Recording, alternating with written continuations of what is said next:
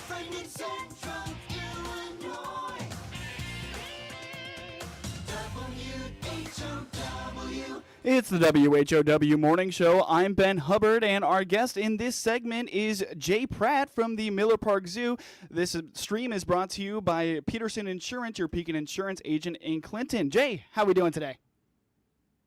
I'm worn out from yesterday. This crazy central Illinois weather knocked us for a loop here at the zoo. So yeah, it's so interesting. Like these last couple of weeks, and I know we were kind of talking about this before we got started. It's just been the cycle of nice weather, tornado, snow, nice weather, tornado, snow. So, what kind of challenges does that pose for a zoo when you guys are in the season of trying to get all your animals back outside? Well, and that's just it. So you look at the temperatures. We monitor temperatures every day. And Right. depending on the species, they've got cutoff temperatures where we know it's safe for them. For example, our tropical animals can't be outside, and we usually have about that 40-degree cutoff range where they can have access inside, especially if it's sunny, it works. Like the flamingos. Everybody loves to see the flamingos, but they're still a tropical bird. Mm-hmm. So it's we have to balance, okay, are they safe with the temperatures? But then the second you get wind, it can just lift them right up over the fence. So then we have to make sure that they're not outside in the wind. So yesterday was muddy rainstorms, Mm-hmm. high winds, fluctuating temperatures, tornado warnings, thunderstorms. And so when those all the warnings, the severe weather alerts came in, we actually ended up having to go and make sure all of our animals, up and including our wolves, were locked in, not only for their safety, but we wanted to make sure the staff were safe, and that should trees, branches come down like have happened, that the habitat barriers aren't compromised. So that type of weather, especially really short notice or fluctuations within a day, really it sets things on edge here, and it really and makes keepers have to drop everything, all of our staff, and we have to make sure everything's prepared and safe following emergency procedures. Definitely. And have you guys, are there any things that you guys do to prepare for this severe weather that maybe you learned the hard way? Like in years past, maybe a fence goes down or anything like that you guys have had to react to? So yes, I came in actually last year. We had a tree we did not realize, it looked and appeared healthy from the outside. It was actually in the wallaby yard, Mm-hmm. but the inside had done that kind of core rotting out. And in one of last summer's severe windstorms, the whole thing just split, came down, and took out a section of the fence. And we came in first thing in the morning to wallabies all over the zoo. And so we actually built extra structures within the yard for severe weather, severe temperatures. Now we spend the time and we make sure all the animals are put inside. Again, we do that for the wolves. Ones we normally might not, that are okay for temperature, but high winds and storms, like our geese, Mm-hmm. we bring them in and we lock them inside too, just for their safety. Because I've worked at or with enough zoos that have dealt with high winds, tornadoes, hurricanes in Florida. Wow. Those zoos, for months afterwards, they end up with people calling and saying, "I think your peacock is in my backyard," because animals can become displaced so easily. So yeah, and then since I've been here, there wasn't a lot of historic preparations for these types of events.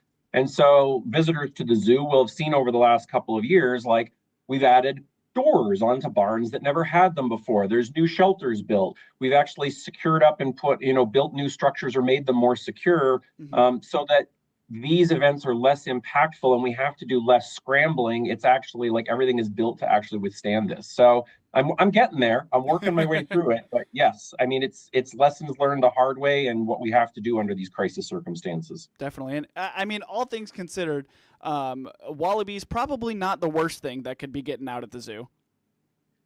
It isn't, but the Tamer wallabies are this big, and they're like little rats. They like to burrow into things. Yeah. And so them getting out, they're very hard to find. Yeah. And they're still an exotic species. They need appropriate care. And depending on the weather, they can end up suffering from exposure. So we really have to make sure, and that puts them subject to predators and whatever else. Right. So it really is, a wallaroo hopping around the zoo. Well, we can spot and find that pretty quickly when the tree goes down. These little tiny tamers, they could end up anywhere, and then that compromises their safety, Yeah. Moving forward. So, yep. Yeah, definitely. Sorry to make light of that, I get it. In the range of things, would I prefer to have a wallaby loose over a red wolf? 100%. We're on the same page with that. So Definitely. Well, as far as the change from, being out 70 degrees and then all of a sudden the next day is 40, or even lower, are there any animals that are maybe more sensitive to that temperature change versus ones where it's not as big of a problem? You can leave them outside? yes. So a lot of the ones you'll see, like our anteaters, for example, those are a South American tropical species. They just do not love the cold. Yeah. Our hornbills and our outside primates, we monitor pretty closely, and the DeBraza monkeys will get locked in their building. Same thing with the other end of the building in the Coteau for animal building. The snow leopard doesn't care. Our tiger, he very much cares. He hates cold weather. But they have indoor habitats where guests can still view them and they can be inside and have access to heat or conditioned space. But then there's such a range. Like in general, the red wolves don't care. The red panda, unless it's really hot, she weathers, temperature difference as well. The otters, they don't care about anything. They will go out and play in the rain and the water no matter what's going on. So there's still a number of species that, are less impacted by those changes, but we do have some of those sensitive ones. Yeah, it's so interesting to listen to you talk about these animals. Like, it's not like you're just talking about a group of tigers and they care. You're talking about your tigers specifically. And are there any animals where you feel like their personality? You know them like so intimately like that because you've been surrounded by them? So that's you're getting at the basis. Yesterday, I actually did a workshop for our team here about trust and how we manage animals better that are under human care, because I've been doing this for over 30 years. Wow. And that what you're getting at the core of two things. You're getting at the core of what makes a successful steward or caregiver in a zoo, or even for hoofstock, for cattle, for your dogs at home, is really making that connection, because animals, we understand that they feel emotions. They're different from human emotions. We don't know that they're necessarily the same, but we can understand that they do. And they each have their own individual personalities. I've worked with two pandas, giant pandas, that both learn differently, they reacted differently, like they've got different personalities. And so you really do succeed in providing better care for them by understanding them as individuals and knowing what they like, their favorite foods are, what they don't like, what they like to go outside, if they like to lay in the sun, if they don't. And the second part of that is what makes us do what they do. Nobody becomes a zookeeper or a zoo director because of the money or because it's well paid. I started off making much less than minimum wage, working 7 days a week, but I love this. And it's that connection and it's the understanding the animals that really tends to fuel most people's passion, whether they're caregivers, educators, even the people that just work in the zoo in non-animal roles like our guest services team, and that they get very excited about our animals and knowing our animals. Yeah. Our guest services manager loves our one-winged rehabilitated vulture T-Bone. T-Bone's her favorite animal here. She feels a connection to T-Bone even though she doesn't provide direct care.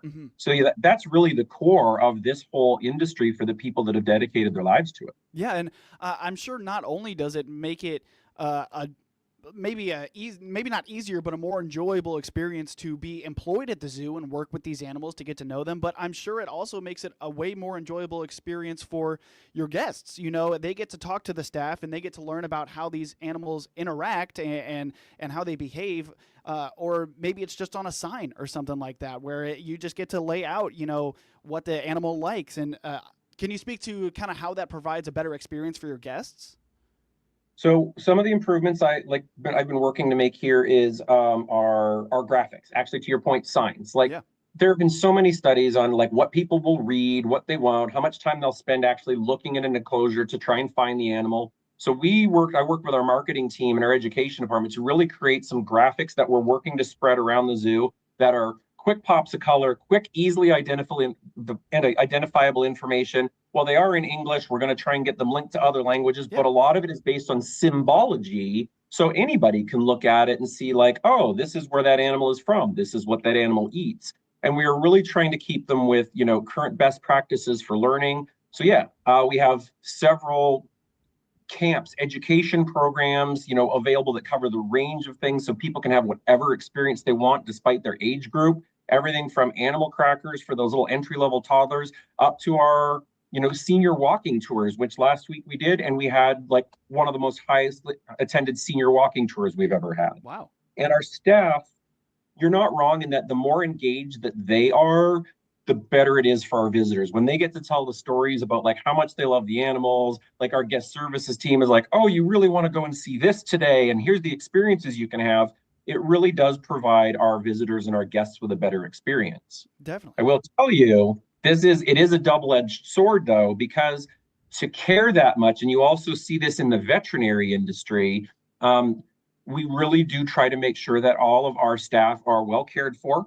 They're supported, that they know that they have the resources they need, because compassion fatigue is a real thing in our industry. Mm-hmm. You get really attached to these animals. They spend so many hours a day here and dedicate their lives to caring for them or helping the zoo succeed, that losses are really personal. Yeah. And we try to make sure we can help our staff through those times. And I think that's one of the things that visitors and the public might not realize. And so when I craft articles about like, hey, we lost this zoo animal family member, I try to write them in a way that are sensitive to what our animal care team has experienced, but sharing that with the community. And so far, the response to all those types of posts and that sharing of information has always been positive and supportive. And so there's a real balance to that, like giving everybody what they need to do well in their jobs and caring for them as people who care so strongly that it can actually, work against them, when things don't go quite as we always hope. Yeah, definitely. And I'm so sorry we got to cut this off here. It looks like we're about time for a break as we're flying through this interview,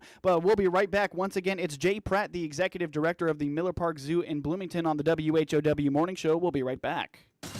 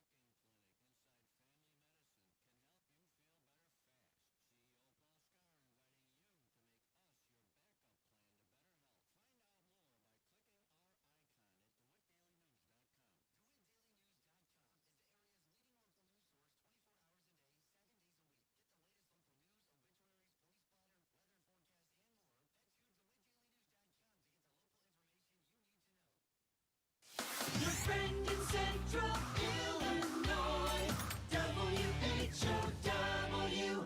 It's the WHOW Morning Show. I'm Ben Hubbard, and we continue in this segment with Jay Pratte, Executive Director of the Miller Park Zoo in Bloomington. And Jay, I figure while we kind of covered all the severe weather and all that, we can kind of move into the emergency drills that you were letting me know that you guys have today. And I kind of want to talk about all the training that you have to do as zoo staff to make sure you guys are all being safe with guests and with animals and anything that gets thrown at you guys. So we are an AZA accredited facility, Mm-hmm. and with that we meet professional standards and guidelines. And one of those, so the application process and making sure that we are representing current modern zoological care and meeting all the AZA accreditation standards, you can always find on the Association of Zoos and Aquariums website, but it's a lot of work. Mm-hmm. And one of those categories is emergency preparedness. So for example, yesterday when the tornado warnings hit, we called it a code gray. A code gray here is a severe weather alert. We then identify what type of code it is. Like, is it heat wave? Is it dust storm? Is it a Derico like came through last year? Or is it tornadoes? And then what we need to do. And we respond on the radio. We have group information chats where we can really get going to make sure that the animals are safe, the people are safe, and that visitors are informed, and that we help take care of them as well. And none of this is by accident. All of this is, by design, and there are required drills you are needed to do for AZA: human injury, animal escape, fire, and there's one I'm forgetting that I shouldn't forget off the top of my head. But we also add in a couple of others. Like, we've had a couple of interesting security incidents just with either guests or folks out in the park that, caused some situations where we ended up working with the local authorities, but staff need to be trained how to deal with those situations as well. And so we run drills, scheduled drills annually with different scenarios. And actually this morning, as we're talking right now, my team had planned and is going to be running a human injury drill. Mm-hmm. And we do different ones. Like this one, it's going to be a staff member has injured themselves in an animal area so that people can test how they would respond. We have brought in, for example, Bloomington Police Department and our fire department Mm-hmm. to provide training in some of these areas for emergency response and care and CPR. And so we really do try to make sure that our staff are prepared for emergencies. Now, when they go down, it can be different because everything's going to happen, but they are conditioned to learn how to respond, follow an incident command system, and listen to the person in charge who's directing things, how to respond that they are safe accordingly, and to think about all those aspects that an emergency might entail, whether it's weather, fire, an escape, whatever happens. Yeah, it sounds like you're kind of playing hooky a little bit from this training right now, scheduling this. You get to choose what time we do this, Jay. Well, actually, I don't. What I do each year, I'm responsible for making sure they occur, but what I try to do so that all my different team members are involved, not just in being part of the drill, but each year we actually break it out by, time frames, and we assign each one of the drills to volunteers to participate in helping design a drill, set it up, and then assess its success. So today, I'm not responsible for this one, and I coordinated a code gray emergency drill yesterday, so I'm not feeling too bad about it. Yeah, you put your work in, that's for sure. Well, I'm kind of interested to know, how does this affect a normal zoo day? You guys have to take this time to do this training. How does that kind of take up the zoo's resources? It is challenging because we do tend to have to fit things in and around like regular schedules of animal care when we open. So with drills like this, we try to minimize the impact on guests unless we're going to deliberately include visitors, but in which case they would be informed. Like we'd be like, hey, we're having a severe weather drill. We're going to give you a sticker that says we relocated you to a safe place. And we may go through that. Otherwise, a lot of times, really critical timeframes for the zoo are first thing in the morning and towards the end of the day. Mm-hmm. That's when first thing in the morning is when you're going to come in and you're going to find something happened, a branch came down, an animal found, that 8 to 9 a.m. range is really critical. So a lot of our drills will run in that range. We can also do some of them kind of behind the scenes off of public paths during the day. Like we could have a fire drill in a back area in an animal area that our guests would never know was actually occurring or going on. Yeah. So we try to be as minimally disruptive as we can. And then when this comes up, they don't tend to take a long time. We do a debrief, but then we'll all rally to help and make sure everybody got diets prepared. Everybody doesn't fall too far behind in their schedule. So we really try to help everybody make sure they can still go through and continue the rest of their day appropriately. Yeah, very interesting stuff, Jay. Once again, Jay Pratte, Executive Director of the Miller Park Zoo in Bloomington. I want to switch gears a little bit and go into kind of what's coming up at the zoo. Before we started, you told me you're starting to gear up for field trip season, which is, I'm sure, a very busy and exciting, but very busy time. What's kind of going on with that? So we have a combination of either education programs they can sign up for or just local zoos, Unit 5 and otherwise, and all the surrounding areas, counties, townships. They just want to bring busloads of kids to the zoo. And we appreciate the ones that call ahead because it can be a lot to coordinate. We are the second smallest AZA accredited zoo, and you cram us full of people and it gets a little crazy in here. We do try to limit it to the number that we will, bring in, but it's filling up fast because for some reason that last month of the school year, especially just after spring break next week, everybody wants to set that up as a class, get their kids out, come to the zoo and visit. And then that's partnered with nice weather. Everybody wants to come out. So it's just, we gear up for that. We'll reopen our concession stand next weekend, first on weekends and then for a whole. So it's just getting prepared for that. The grounds are set, everything's refreshed, everything's looking good. It's a lot of preparation work. Yeah. We're also excited. We're still working with the Zoological Society. Everybody remembers for the last year, our carousel was removed and is being restored. And that's set to come back. We're waiting for word. Hopefully in the next month or so, we're going to see that relocated and reinstalled. And that was a huge piece for our guests from the nostalgia perspective and just from the experience and what they can do here. So lots of exciting stuff upcoming. We're trying to get everything ready for. Yeah, definitely. And I grew up in the suburbs, so I've seen field trip days at like Brookfield, which is a really big zoo. I've seen field trip days at Scoville out here in Decatur, and no matter how big the zoo is, it always feels just packed and crazy, right? And it's been a perspective shift for me. A few years back in my experience, like I was one of the curators, one of the managers at the Omaha's Henry Dorley Zoo. Okay. It's a huge zoo, Yeah. huge zoo. And one of my first days where I was the one like manager on duty in charge, we had an 18,000 person day. It was that random day in May where it was 80 degrees and every person came out.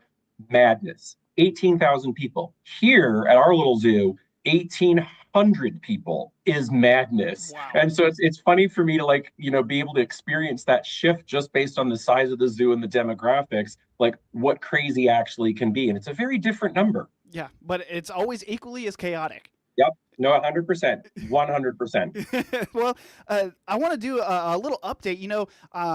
This is our first time doing an interview together, but I've written tons of stories. I've heard your voice lots of times, Jay. And one of my favorite things that you guys have talked about with Seth is the Red Wolf breeding program. And give us a little update on that, as we got just about 2 minutes here about what's been going on and kind of what's the update.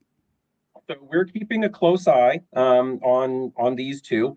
They are Magnolia and Moon Pies are male. We did over like several weeks observe reproductive behaviors. Keep in mind they were brand new. We did send our previous female honey bun out. It was a recommended move to see if we could have some successful breeding. Remembering there's less than 20 of these red wolves out in the wild here in the United States, which is their natural home range. So this is a critical recovery program. Mm-hmm. And so we're watching them really closely. We did see some successful, reproductive activity. And now it's a matter of kind of watching. We'll watch to see if there's shifts in her weight, any mammary developments, and then changes in behavior like digging a den out in the yard.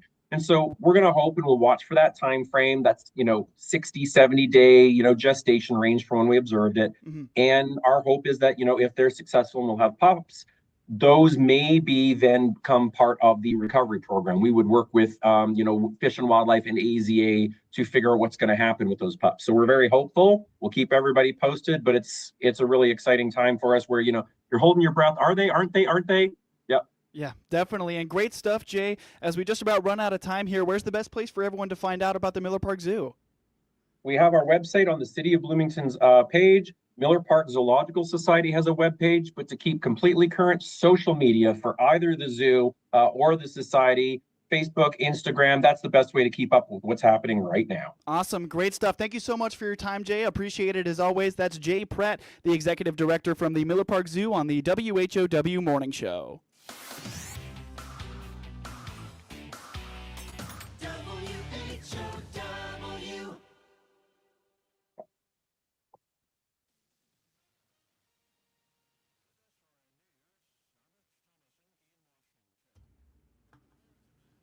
Alrighty. Awesome stuff, Jay. I really appreciate your time. That was a great interview. Absolutely. Thank you. I'm always happy to help. So Yeah, did you have a date in mind that you wanted to schedule, or I can just tell Seth, get with Jay whenever you can? he and stuff out of his time. Let me check. So for April, why won't you switch to April? There we go. I have him down April 17th, 9 a.m. April 17th, 9 a.m. Yep, That's not that's on what his I have on side, my but calendar. I will write that down for him. Okay. Sounds Awesome. good. Thank you It was very good to much, see Jay. you. Yeah, you have a great day. Absolutely. You too. Bye-bye. Bye.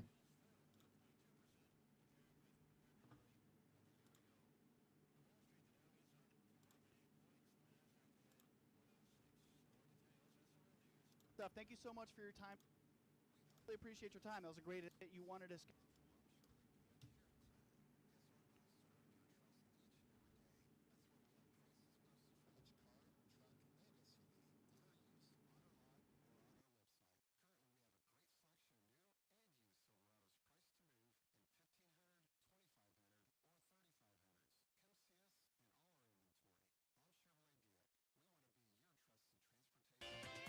WHOW Morning Show. Peterson and Like knocked us for a loop.